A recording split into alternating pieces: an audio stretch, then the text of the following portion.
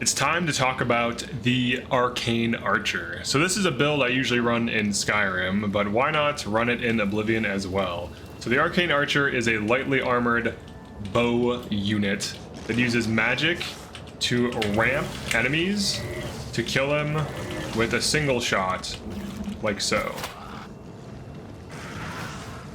And the benefits of this are that you can cast spells with your magicka, and then instead of dealing your killing blow with magicka, you actually use your bow. And as you kill, you recharge Azura Star to essentially just keep killing things. Now, some enemies have Spell Absorb and Spell Reflect. In that case, sometimes your ramps might not connect. So if we go to ramp Azithalai, for example, you can notice that the Paralyze failed on him, so it looks like he absorbed that. But he still does take huge damage from this build, and he was killed in 2 arrows. Now, enemies with Spell Absorb and Spell Reflect, it's a toss-up as to what is going to happen because it's a % chance to occur. So for Zivalize, their base Spell Absorb is 33 if they have a weapon, and they have 50% Spell Absorb without a weapon. So you might have to reapply your debuffs. But the general flow of combat looks something like this. You don't need to be in sneak mode. You cast the first spell on something, second spell, third spell, shoot it with 1 to 2 arrows, and it will die, as you can see there. So what are the actual spells we're using? So I have a few different spell combos, and also 2 bows and a dagger if we want it.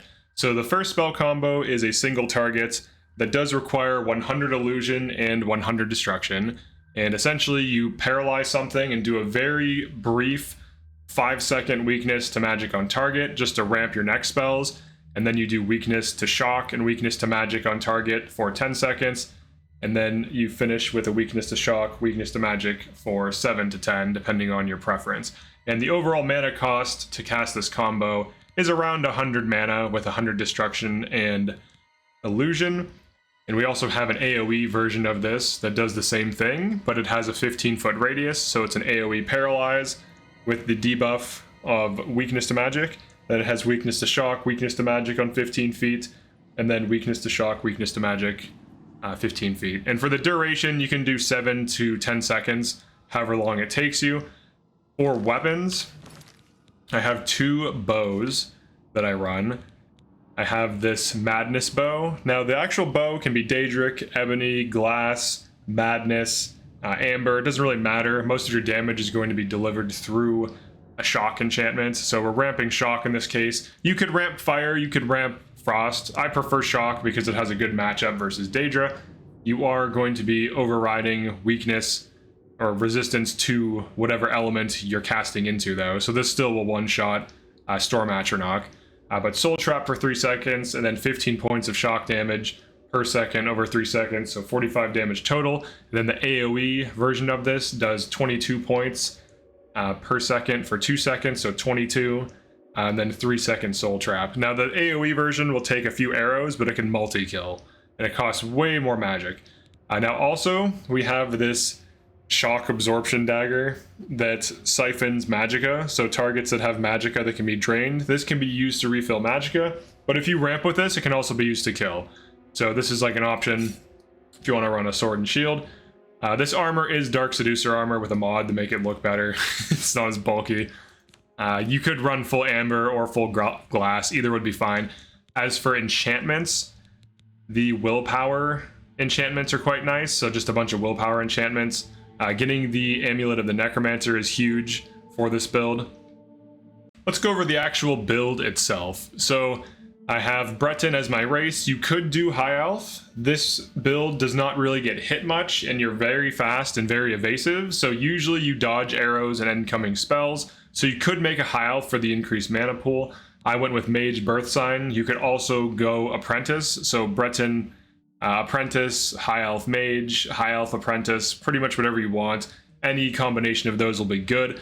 I do kind of wish I went High Elf for the extra magicka, because magicka is a huge important factor for Arcane Archer. For the attributes we want to focus on, you want a power level, intelligence, and willpower, and then agility. So these are the 3 that should hit 100 before you're level 23. And then the rest are optional. Getting 100 speed is nice for moving a little bit faster. Strength is nice for carry weight. Endurance is nice for if you do get hit. For the actual skills, I have armor just to repair my stuff. Ideally, we hit 75 armor, but the build doesn't really need the physical damage. Most of your damage is coming from enchantments because it's an arcane archer, so we don't really need physical, but it's nice to get 75 for the extra damage. I have athletics as a major skill so that it levels faster and starts out at a higher level so that we can actually move quickly. I have conjuration just for refilling soul gems. We can also use conjuration if we need it in a pinch. Let's say that there's an enemy that we have a bad matchup against, we can summon something, and the summon can help us deal with that. Destruction for our debuffs. You could also run damage if you want. Restoration for just some healing, and also some utility. And then light armor for our actual armor, and you want to get it to 75. If you get it to master level, it's nice because it gives you more protection. But 75 makes it so that it doesn't weigh you down, so that allows us to move faster. And then marksman, you can get it to 100 if you want. Honestly, at 75 it's good. You can intentionally level this by shooting with an unenchanted bow, and you will level it relatively quickly, so you'll have to keep loading arrows into enemies. The expert level gets you 15% chance to paralyze, master gets you 25. But with the way the build works, I actually cast paralyze, so the chance to paralyze on this isn't really relevant, and the damage from the bow itself actually doesn't even matter. We could use pretty much whatever bow and whatever arrows as long as it's enchanted with the enchantments we want. I do have another alternate spell chain for if you're low on magicka. So I have a touch spell chain. It's a little bit riskier to use, but it opens with a paralyze. So paralyze for 1 second, weakness to magic, weakness to shock, weakness to magic, and then absorb up to 45 with ramp, because we're ramping twice before casting this, so we should profit a lot if the enemies actually have magicka to absorb. Alternatively, there's just a weakness to shock, weakness to magic, and you can actually combo this in with the dagger that I showed earlier, or if you want, you can combo this in with the bow. Either is fine. So let's check out the AoE version of this build. So we have a dude chasing us, we have some extra enemies. Let's try to get everything balled up first, because that's the key thing. We're fighting multiple things at once. We want to ball them up. Now the paralyze is not going to be effective against some of these. Alright, so we balled up the enemies. AoE 1, AoE 2, AoE 3.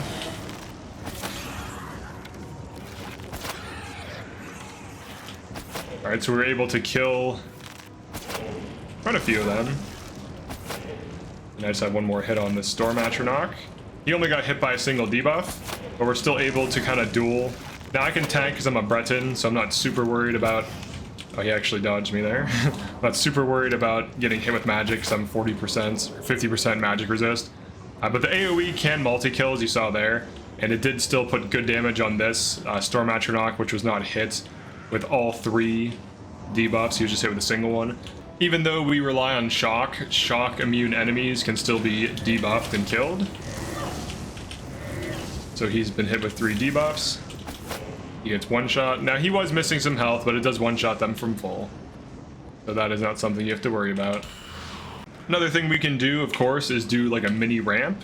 So in this case, it's a ramp that just lasts for 60 seconds. So Fortify Magicka 100, Fortify Willpower 50. What this does is it allows us to boost our willpower. We would cast this before engaging with a group of enemies to boost our regen and our base Magicka pool. So is this build for you? This build requires you to land multiple projectiles and then to accurately snipe a target, especially around enemies like I'm doing right now. It's pretty fun, it's really dynamic. The magicka costs are a little bit lower than other caster builds unless you're running like a staff or something, because all you have to do is put debuffs and then clean those debuffs up with a single shot or 2. And then as you're killing, you recharge your bow. Now there's also something that I need to show that's very relevant to the build. Now earlier I mentioned you need 100 conjuration, and the reason for that is if you ever fight too many humans or enemies that can't be absorbed into a Zero Star, it's really nice to have a summon that you can produce and then soul trap yourself. So a single combo will kill here and then get us a greater soul. And we can also store that in a Zero Star so that mid-combat, if we need a recharge, we have that. It's also a good idea to have an extra bow, like a duplicate of what you're running. So I kind of recommend having like 2 just straight up like single target shock bows and then an AoE bow. And then the dagger can be nice for absorbing magicka if you desperately need magicka. Alternatively, potions or alchemy can be used, or welkin stones. But now I think we should show some of the dagger stuff. So I did make some alternate spells for touch ramping. Now, touch spells are cheaper than range spells, so if you are low on magic, this can be a good option. 18 magic, 18 magicka for paralyze for 1 second, weakness to magic 5 seconds, 100%. And then we do a weakness to shock, weakness to magic, 10-second touch ramp into a weakness to shock, weakness to magic ramp. And alternatively, I made a third spell that I can use for absorption. So I can ramp into this through range, or I can just run the touch suite where I just do paralyze touch, ramp touch 2, and then this absorbs while ramping for 3, and it absorbs 45 magicka, but it gets ramped, so it actually siphons more off.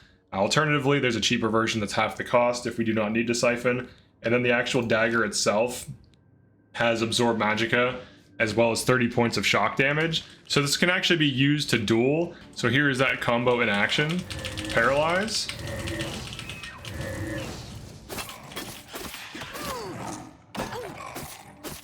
So we're able to kill a Zivali, and if you want to look at my blade skill right now, it is at 33. For final items and equipment, I recommend running full amber and enchanting it with largely willpower buffs and whatever other buffs you feel are relevant. Willpower helps you regen, so that's quite nice. And you might want to do Shivering Isles to craft madness weapons. So that is it for the Arcane Archer. Overall, it is a very highly dynamic, fast-moving nuke that relies on delivering the damage through the enchantment on the bow. And you do want to get Azura's Star early and just use it. Just keep refilling things with your bow. You want to put Soul Trap on the bow itself. And you can also have the Soul Trap spell itself for if you run out of charges on your bow and you need to summon something really quick to reset it. So that's why we actually have Conjuration. You can still use your summons to help you, and you can kind of like have the summon fight while you help off on the side. It does make it more difficult to land these like longer range spells. I do have touch range spells for cheap if I need them. I have single target as well as AoE. And of course I have a single target bow, an AoE bow, and then a single target dagger. You could also have an AoE dagger. AoE dagger is a really good weapon for delivering AoE elemental damage, assuming that you've ramped a group of enemies. And we also use paralyze to keep those enemies still. But overall, this is a very fun dynamic build, and I do recommend trying it out, seeing if you like it. It's a non-stealth archer that doesn't use poison. So there you go. Definitely like and subscribe if you enjoyed this or found this useful, and I'll see you in the next one. Peace.